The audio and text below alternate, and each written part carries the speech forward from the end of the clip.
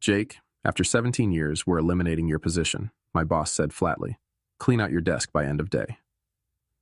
My name's Jake Wilson, 54 years old, and until that Monday morning, senior systems analyst at Meridian Technologies in Columbus, Ohio. For almost 2 decades, I'd been the backbone of the IT department, from the dial-up days to cloud migration. 3 CEOs had come and gone while I stayed put, training every new hire, recovering every lost file, working through weekends and holidays without asking for a promotion or pat on the back. So when Daniel called me into his office with Vanessa from HR already seated, I knew before he opened his mouth.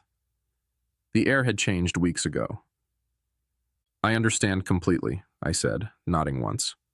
I walked out without another word. No anger, no pleading. Just quiet acknowledgement. Back at my desk, I watched younger employees glance my way, then quickly looked down at their screens. News travels fast. Most of them were coders I'd trained myself. Good kids, but they had no idea what was actually built into our systems or how the older architecture worked. None of them could navigate the custom software I'd written or the admin credentials buried 3 layers deep in every system. I began packing my personal items methodically. Family photo. Coffee mug my son made in high school. The small cactus that somehow survived 17 years under fluorescent lighting. Bethany from marketing stopped by, her face tight with concern. Jake, I just heard. This is ridiculous. You practically built this place. I shrugged. Companies change direction. But without any warning? After everything you've done? Her voice was rising, drawing attention. It's fine, I said quietly. Really? It wasn't fine, but I wasn't going to make a scene.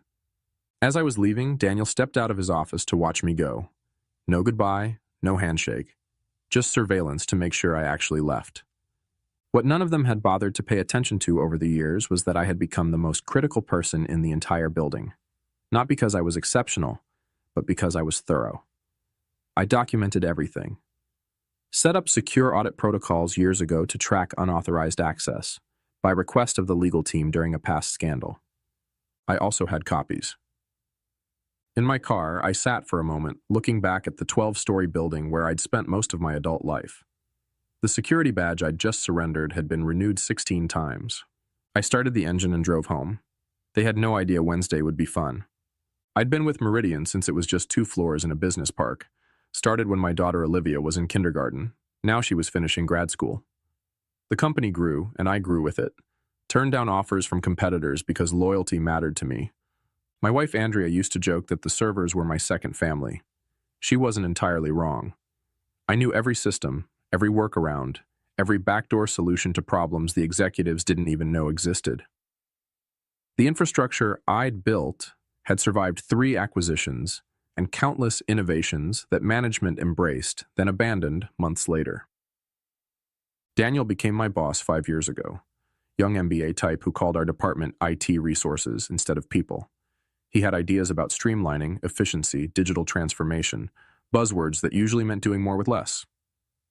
At first, I tried to help him understand our systems, the complexity buried under years of growth and adaptation. We need to future-proof, he'd say in meetings, looking right past me. 6 months ago, he brought in a consultant named Jason Phillips. Expensive suit, firm handshake, Stanford degree displayed prominently on his LinkedIn profile. They'd huddle in conference rooms, speaking quietly whenever I walked by. 3 months ago, I noticed my access permissions being quietly modified. Nothing obvious, just small changes to administrative controls. I could have protested, but instead I watched. Documented. You seem distracted lately, Andrea said one night as we sat on the porch. Is everything okay at work? I nodded, sipping my beer. Just changes. Nothing I haven't seen before. But these changes felt different. I was being sidelined in meetings. Emails about system upgrades stopped including me. Younger team members were assigned to projects I would normally handle. Then I found it, a company-wide memo about modernization initiatives that had never been shared with me. It outlined a complete restructuring of the IT department under new leadership, Jason Phillips.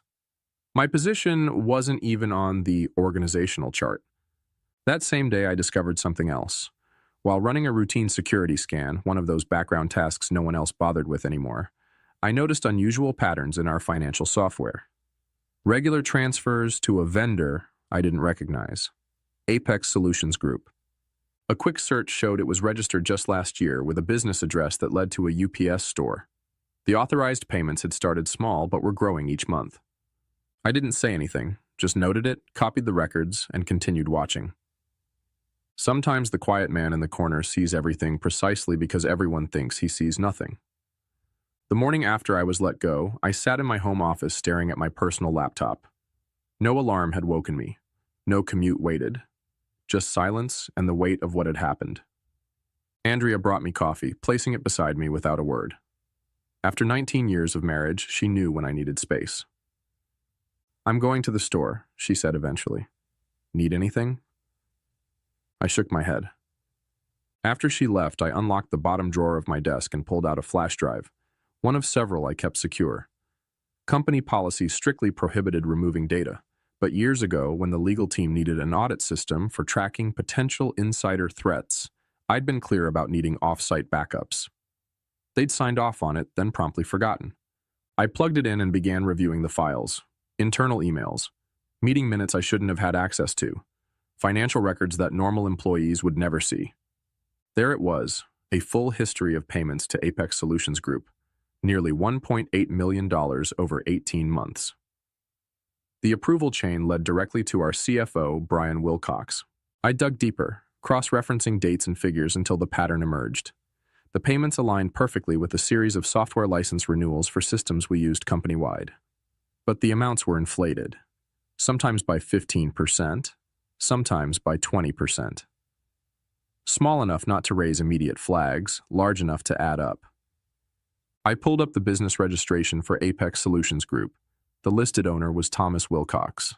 A quick social media search confirmed what I suspected: Brian's brother-in-law. They were siphoning company funds through fake markup on legitimate expenses. I leaned back in my chair, feeling something shift inside me. Not anger exactly, something colder, more focused. For 17 years, I'd solved problems, fixed systems, protected data. I'd been the reliable one, the steady presence who never caused waves, and they'd discarded me like outdated hardware.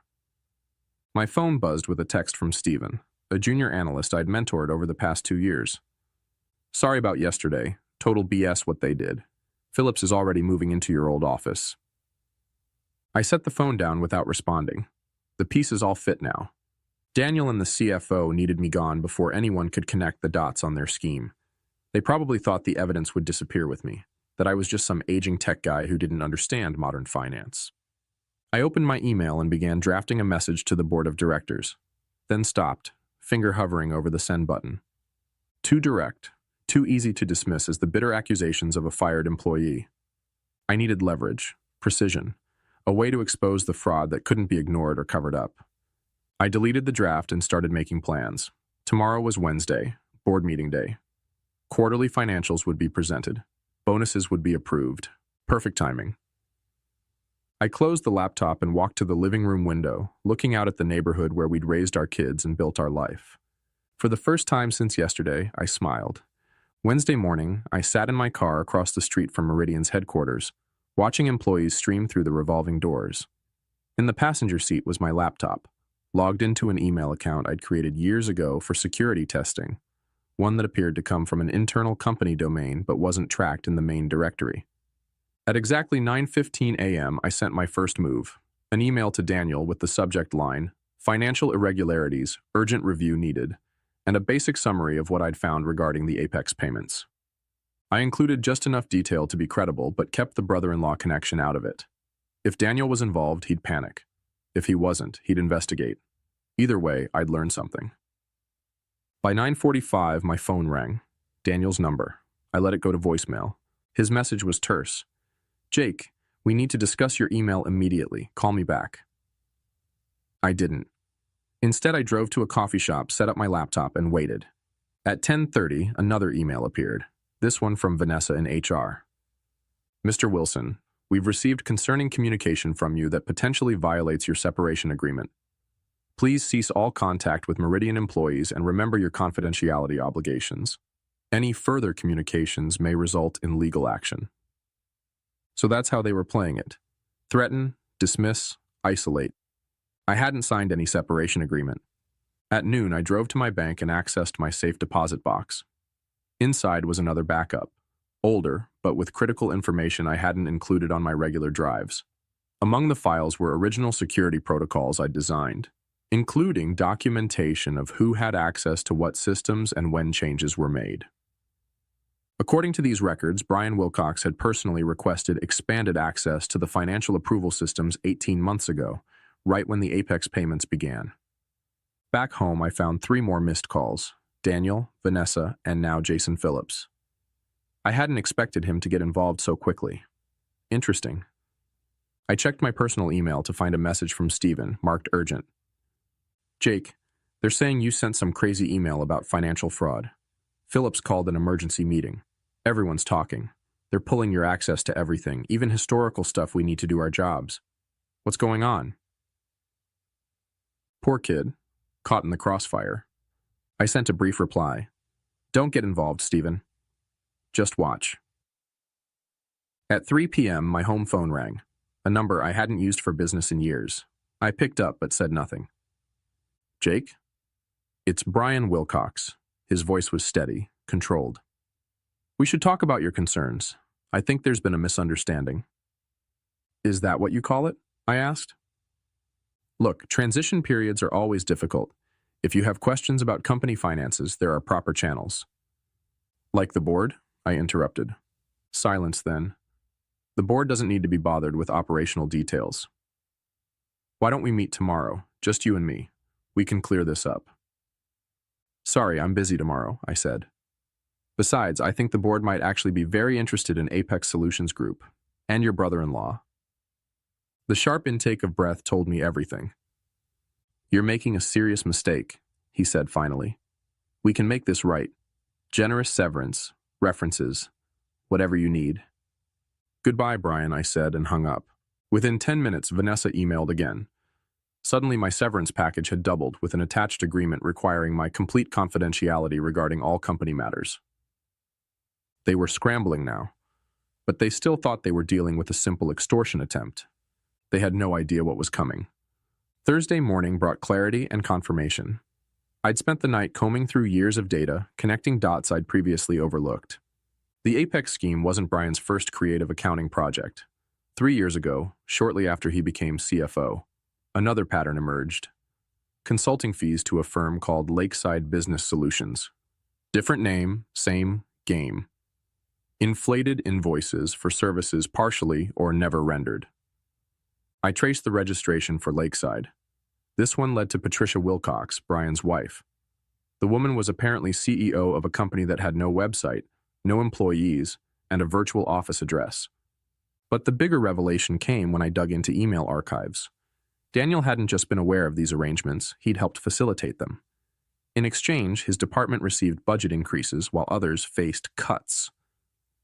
He'd been brought in specifically because the previous director had started asking questions about IT expenditures. Even Jason Phillips was connected. His consulting firm had been hired through an unusual process that bypassed normal procurement channels. His real role wasn't modernizing IT, it was eliminating the one person who might notice the financial patterns.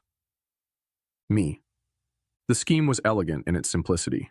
Create legitimate-seeming vendors, approve inflated payments, and split the difference. Since actual services were being provided, just at marked-up rates, auditors scanning for completely fraudulent charges would miss it.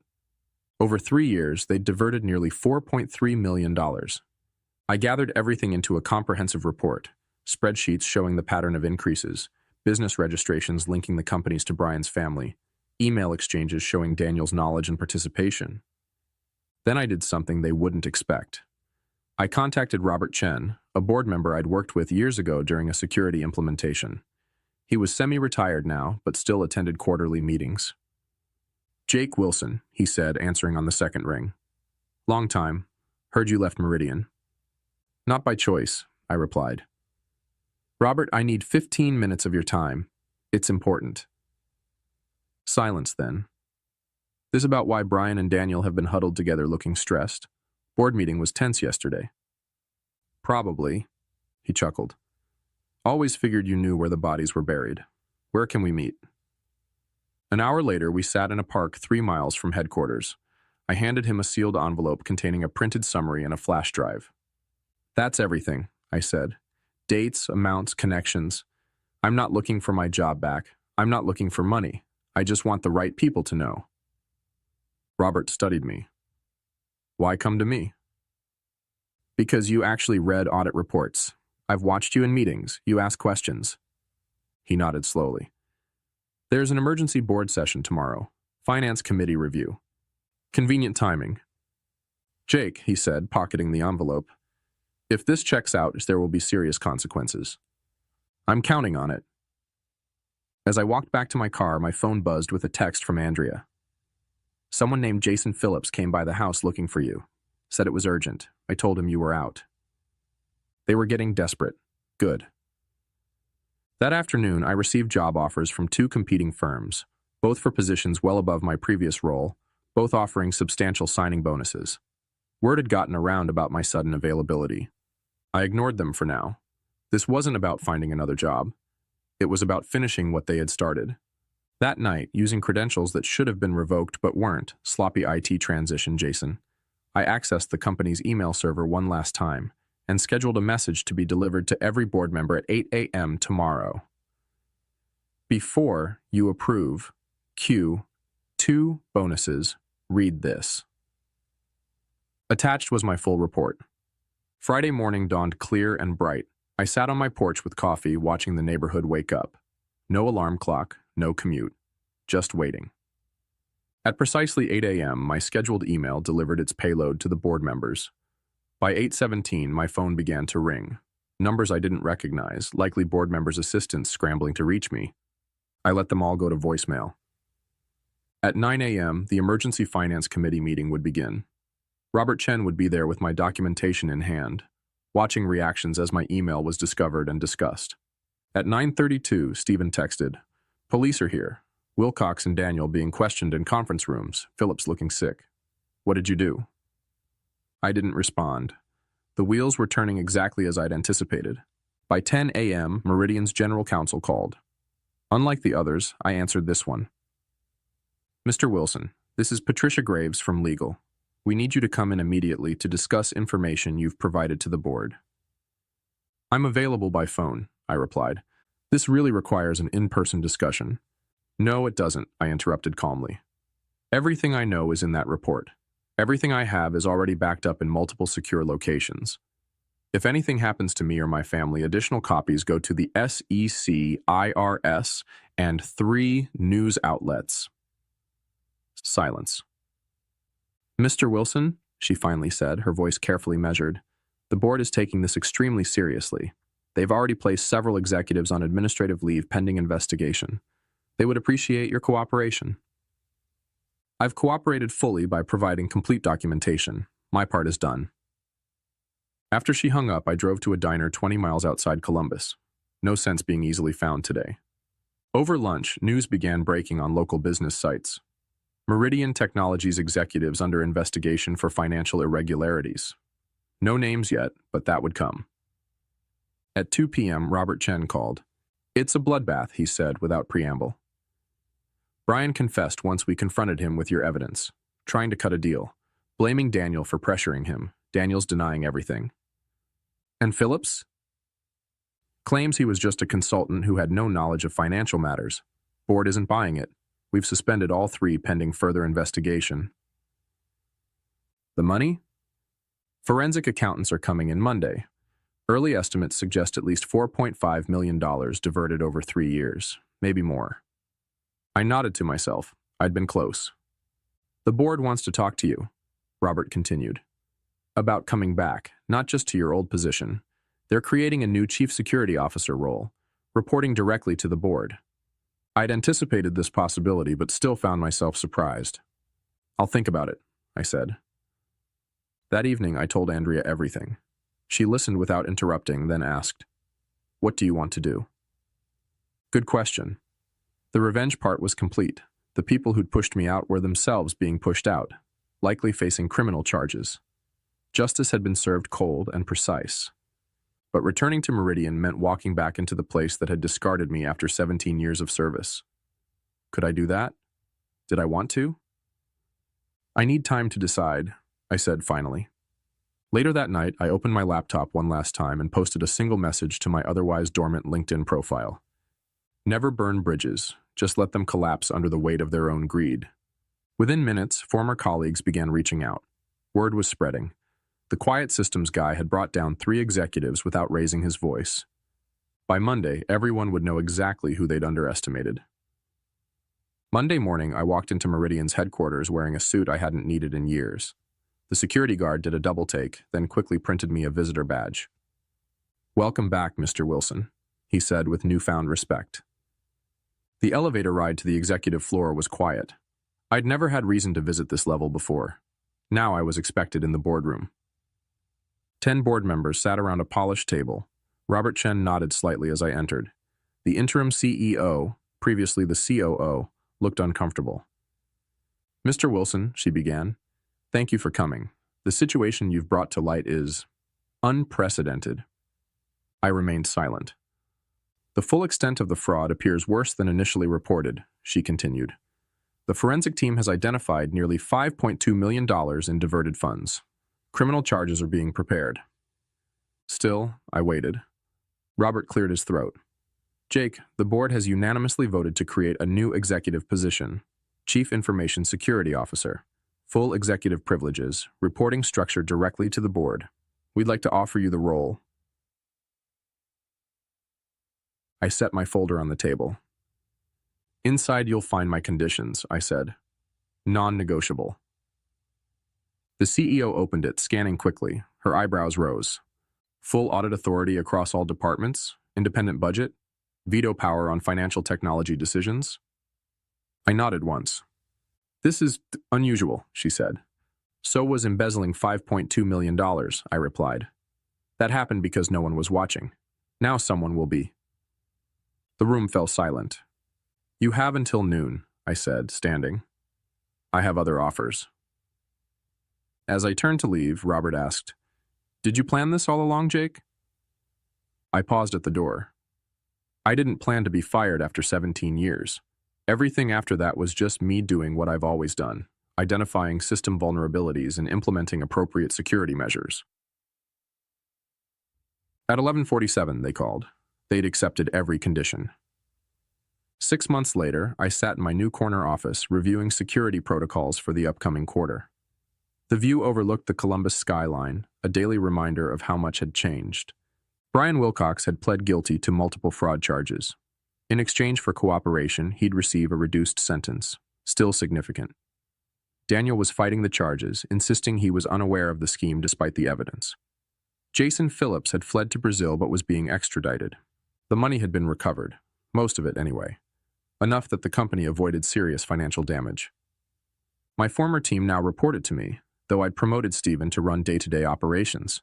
The kid had potential, just needed someone to see it. A knock at my door drew my attention. Andrea stood there, smiling.